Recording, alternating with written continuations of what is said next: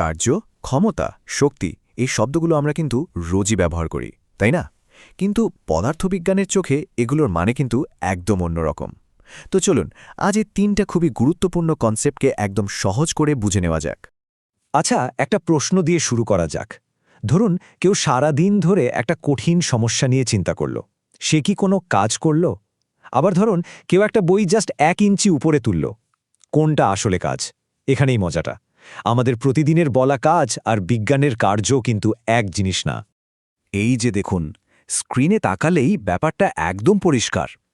একদিকে একজন পড়াশোনা করছে, যেটাকে আমরা সচরাচর কাজ বলি, কিন্তু জানেন বিজ্ঞানের মতে এটা কোনো কাজই না। আর অন্যদিকে একটা বই সামান্য ওপরে তোলা হচ্ছে, আর সেটাই নাকি বৈজ্ঞানিক কার্য। তাহলে প্রশ্নটা হলো, বিজ্ঞানের চোখে কার্য হতে গেলে ঠিক কি কি লাগে? তো চলুন সবার আগে জেনে নিই ফিজিক্সের ভাষায় কার্য বা ওয়ার্ক আসলে কি। দেখুন, বিজ্ঞানে কার্য হতে গেলে দুটো জিনিস মাস্ট লাগবেই। এক, কোনো বস্তুর উপর একটা বল বা ফোর্স প্রয়োগ করতে হবে। আর দুই, ওই বলের কারণে বস্তুটার সরণ বা ডিসপ্লেসমেন্ট হতে হবে, মানে জিনিসটা এক জায়গা থেকে আরেক জায়গায় নড়তে হবে। আর এর সূত্রটা হলো W=Fs cos θ। এখানে F হচ্ছে বল, S হচ্ছে সরণ, আর এই cos θ জিনিসটা কি? এটা হলো বল আর সরণের মধ্যের অ্যাঙ্গেল বা কোণ। মানে আপনি কোন দিকে বল দিচ্ছেন সেটার উপরও কাজের পরিমাণ নির্ভর করে। আর এই বল আর সরণের সম্পর্কের উপর ভিত্তি করে কিন্তু কার্যকে 3 ভাগে ভাগ করা যায়। বেশ মজার, চলুন দেখে নেই।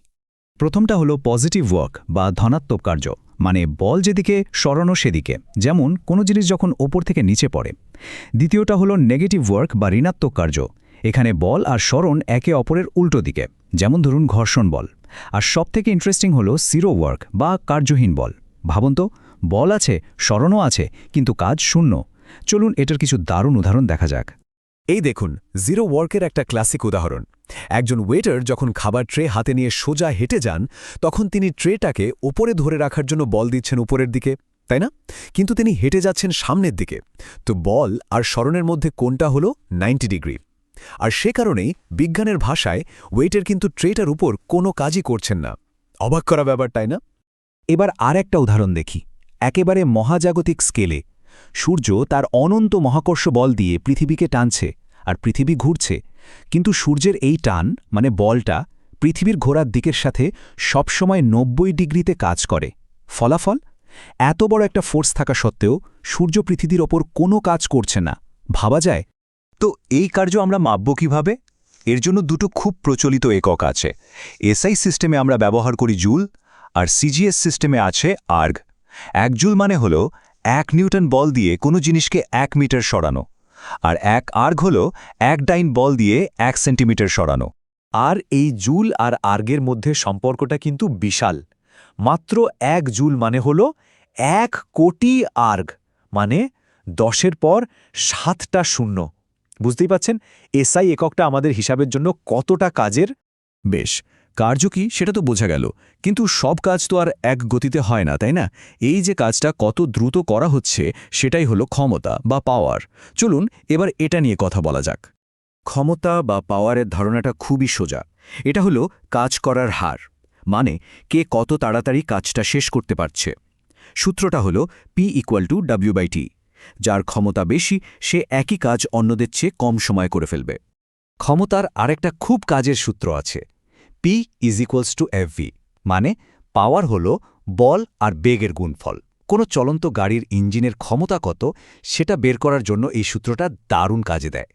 ক্ষমতার এসআই একক হল ওয়াট, তবে আমরা সাধারণত এর বড় এককগুলোই বেশি ব্যবহার করি, যেমন বাড়ির যন্ত্রপাতির জন্য কিলোওয়াট বা পাওয়ার প্ল্যান্টের জন্য মেগাওয়াট। আর গাড়ির ইঞ্জিন বা মোটরের ক্ষেত্রে তো হর্স পাওয়ার বা এইচপি শব্দটা খুবই পরিচিত। 1 হর্স পাওয়ার মানে প্রায় 746 ওয়াট। আমরা কাজ কি জানলাম, কাজ কত দ্রুত হয় সেটাও জানলাম, কিন্তু এই সব কিছু করার জন্য যে জিনিসটা লাগে সেটাই হলো শক্তি বা এনার্জি। শক্তি ছাড়া কোনো কাজই তো সম্ভব না। পদার্থবিজ্ঞানের ভাষায় শক্তি হল কাজ করার ক্ষমতা। যার মধ্যে শক্তি আছে সেই কাজ করতে পারে। আর যেহেতু শক্তি আর কাজ একে অপরের সাথে সরাসরি জড়িত, তাই এদের এককও একই, জুল বা আর্গ। সোজা কথায়, যত বেশি শক্তি, কাজ করার ক্ষমতাও তত বেশি। মেকানিক্যাল এনার্জি বা যান্ত্রিক শক্তিকে মূলত 2 ভাগে ভাগ করা যায়। একটা হলো পোটেনশিয়াল এনার্জি বা স্থিতিশক্তি, মানে কোনো বস্তুর অবস্থানের কারণে তার মধ্যে যে শক্তি জমা থাকে। আর দ্বিতীয়টা হলো কাইনেটিক এনার্জি বা গতিশক্তি, যা কোনো বস্তু তার গতির জন্য লাভ করে। প্রকৃতির একটা দারুণ ব্যাপার হলো শক্তি কিন্তু এক রূপে বসে থাকে না, এটা সারাক্ষণ রূপ বদলাতে থাকে, কিন্তু একটা খুব গুরুত্বপূর্ণ নিয়ম মেনে চলে। আর সেই নিয়মটাই হলো শক্তির সংরক্ষণ সূত্র। এর মানে হলো এই মহাবিশ্বের মোট শক্তি সবসময় নির্দিষ্ট। শক্তিকে তৈরি বা ধ্বংস করা যায় না, শুধু এক রূপ থেকে অন্য রূপে পরিবর্তন করা যায়। এটা প্রকৃতির একটা অন্যতম ফান্ডামেন্টাল ল। একটা ওপর থেকে পড়তে থাকা বস্তুর উদাহরণ দিলে ব্যাপারটা খুব সহজে বোঝা যায়। যখন জিনিসটা একদম ওপরে স্থির থাকে তখন তার মধ্যে পুরোটাই থাকে স্থিতিশক্তি। যেই ওটা পড়তে শুরু করে স্থিতিশক্তি কমতে থাকে আর গতিশক্তিতে বদলে যেতে থাকে। আর মাটিতে পড়ার ঠিক আগের মুহূর্তে তার প্রায় সবটাই হয়ে যায় গতিশক্তি। কিন্তু এই পুরো পড়ার সময় একটা জিনিস কিন্তু একদম একই থাকে, আর সেটা হলো মোট শক্তি। এই যে চারটা দেখছেন সেটাই বলছে স্থিতিশক্তি আর গতিশক্তির পরিমাণ বদলাচ্ছে, কিন্তু তাদের যোগফলটা সবসময় এক, অর্থাৎ মোট শক্তি কনজার্ভড বা সংরক্ষিত থাকছে। আমাদের চারপাশে কিন্তু সারাক্ষণই এই শক্তির রূপান্তর ঘটছে। ইলেকট্রিক মোটর ইলেকট্রিক্যাল এনার্জিকে মেকানিক্যাল এনার্জিতে বদলায়, আবার ডায়নামো ঠিক তার উল্টোটা করে। সোলার প্যানেল আলো থেকে বিদ্যুৎ বানায়, আর মাইক্রোফোন শব্দ শক্তিকে বিদ্যুৎ শক্তিতে। আমাদের পুরো জীবনটাই যেন এই এনার্জি কনভার্সনের উপর দাঁড়িয়ে আছে। এতক্ষণ তো আমরা থিওরি নিয়ে কথা বললাম, এবার একটু বাস্তব জগতে ফেরা যাক। বাস্তবে শক্তি ব্যবহার করার সময় এফিসিয়েন্সি বা কর্মদক্ষতা একটা বিরাট বড় ফ্যাক্টর। এফিসিয়েন্সি মানে হলো আমরা মোট যে শক্তি দিচ্ছি তার কতটা আসলে আমাদের দরকারি কাজে লাগছে। বাস্তবে কিন্তু কোনো মেশিনই 100% এফিশিয়েন্ট হতে পারে না, কারণ দেওয়া শক্তির একটা অংশ সবসময় তাপ, শব্দ বা ঘর্ষণের মতো অন্যদিকে বেরিয়ে যায়, যেটা আমাদের কোনো কাজেই লাগে না। তাহলে শেষ প্রশ্নটা হলো, এই যে শক্তি নষ্ট হচ্ছে সেটা আসলে কোথায় যাচ্ছে? আর আমরা কি এমন কোনো টেকনোলজি বানাতে পারি যা এই নষ্ট হওয়ার শক্তিকেও আবার কাজে লাগাতে পারবে? এই প্রশ্নের উত্তরের মধ্যে হয়তো লুকিয়ে আছে আমাদের ভবিষ্যতের এনার্জি সমস্যার সমাধান।